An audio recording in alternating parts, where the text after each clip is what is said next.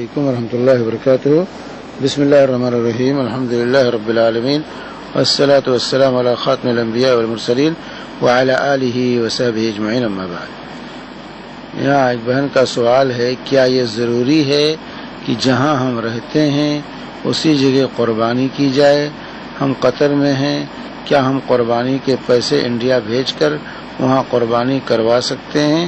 تو اس سلسلے میں عرض یہ ہے کہ انسان جہاں رہے فیملی کے ساتھ، بچوں کے ساتھ، وہیں اس کو قربانی کرنی چاہیے، وہیں قربانی کرنی چاہیے، تاکہ لوگوں کو، بچوں کو اس سنت کا پتہ چلے۔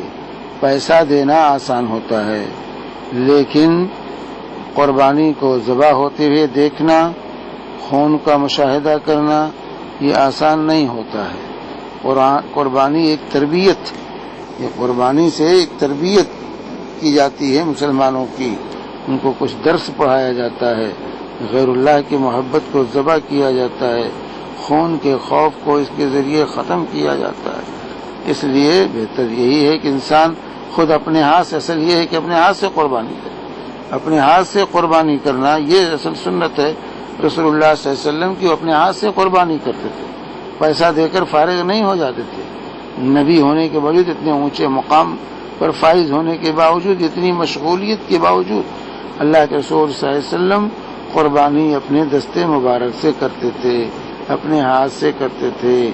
تو اسی لیے کیونکہ اس کے اندر بہت سے دروس ہیں، اسباق ہیں قربانی کے اندر، تو قربانی کو پیسہ بھیج دینے سے کام نہیں بنے گا، بلکہ خود اپنے یہاں کہ جہاں ہیں وہاں کریں، تاکہ بچوں کو اس سنت کا پتہ چلے کہ قربانی کیا چیز ہے، قربانی کیا چیز ہے، قربانی کیا چیز ہے، یہ بچوں کو پتہ چلنا چاہیے۔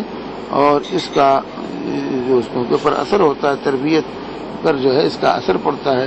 اس لیے قربانی آپ جہاں رہتی ہیں وہیں پر قربانی دیں، پیسہ بھیجنے پر اکتفا نہ کریں، پیسہ بھیجنے پر اکتفا نہ کریں۔ دوسرے ملکوں میں پیسہ، اللہ کے نبی صلی اللہ علیہ وسلم کہیں پیسہ نہیں بھیجتے تھے، آپ جہاں رہتے تھے وہیں قربانی کرتے تھے، سفر میں ہوتے تھے سفر میں قربانی کرتے تھے، گھر پہ مدینہ میں رہتے تھے مدینہ میں قربانی کرتے تھے، جہاں رہتے تھے رسول پاک صلی اللہ علیہ وسلم وہیں قربانی دیتے تھے، اس سنت کو زندہ کرتے تھے۔